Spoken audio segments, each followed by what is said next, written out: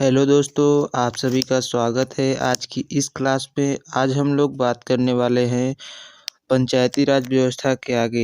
अगले क्लास में हमने कर लिया था, इस क्लास में हम लोग नगर निकाय प्रणाली के बारे में बात करेंगे। तो आशा करते हैं आप लोग अच्छे होंगे, अच्छे से अपनी स्टडी कर रहे होंगे। आप सभी से रिक्वेस्ट है कि क्लास में अंत तक जरूर बने रहिएगा। तो चलिए बिना देरी के क्लास को शुरू करते हैं। आज हम लोग उत्तर प्रदेश के राजनीतिक व्यवस्था में ये क्लास नंबर 7 है, जिसमें हम लोग नगर निकाय प्रणाली के बारे में, म्युनिसिपल सिस्टम के बारे में देखेंगे। तो उत्तर प्रदेश में नगर स्वायत्त शासन की शुरुआत 1916 में संयुक्त प्रांत नगर पालिका अधिनियम 1916 के तहत की गई थी। तो उत्तर प्रदेश में जो नगर निकाय की प्रणाली की या स्वायत्त की शासन शुरुआत हुई थी, वह कब से हुई थी? 1916 से संयुक्त प्रांत नगर पालिका में। और कौन से अधिनियम के द्वारा? तो संयुक्त प्रांत नगर पालिका अधिनियम 1916 के द्वारा शुरू की गई थी। उत्तर प्रदेश नगर निगम अधिनियम वर्ष 1959 में अधिनियमित किया गया, यानी फिर से इसको संशोधित कब किया गया अधिनियम को? तो 1959 में इसको संशोधित किया गया। वही बात करें नगर निगम, तो शहरों में नागरिक सेवाओं का प्रबंधन कराना होता है। नगर निगम का कार्य होता है कि शहरों में नागरिक सेवाओं का प्रबंधन कराए।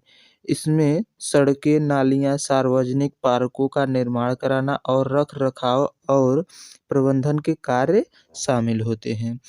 74वें संविधान संशोधन 1992 के द्वारा नगर निकाय प्रणाली के लिए विशेष व्यवस्था की गई। 73वें के द्वारा पंचायती राज और 74वें के द्वारा नगर निकाय प्रणाली के लिए विशेष व्यवस्था की गई। अगले पॉइंट की बात करें तो ये इसको किस में जोड़ा गया? तो 9 क आर्टिकल नंबर भाग नंबर 9 का आर्टिकल 243 से 243 ZG तक इसको जोड़ा गया था। उत्तर प्रदेश में 3 प्रकार के निगम गठित किए गए। कितने प्रकार के निगम गठित किए गए? तो उत्तर प्रदेश में 3 प्रकार के नगर निगम को गठित किया गया है। एक है नगर निगम, एक है नगर पालिका परिषद, एक है नगर पंचायत। 10 लाख से अधिक आबादी वाले महानगरीय क्षेत्रों में नगर निगम की स्थापना की जाती है।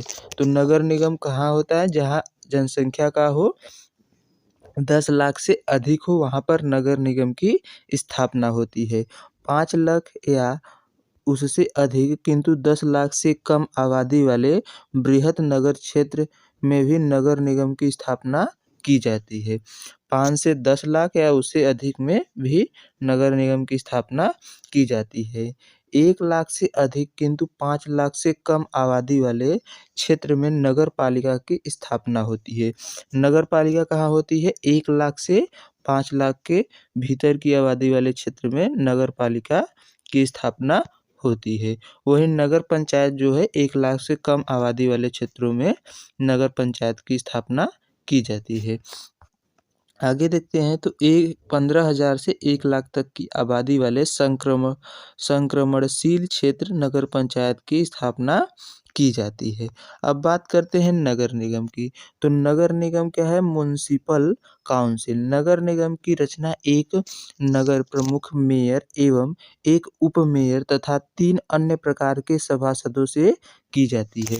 नगर निगम कैसे बनता है? तो एक उसमें मेयर होता है, एक उपमेयर होता है और 3 अन्य प्रकार के क्या होते हैं? सभासद के द्वारा एक नगर निगम की स्थापना होती है।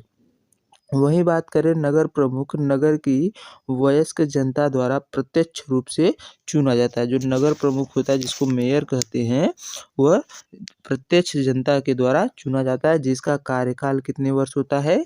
नगर निगम के मेयर का जो कार्यकाल है वो 5 वर्ष होता है।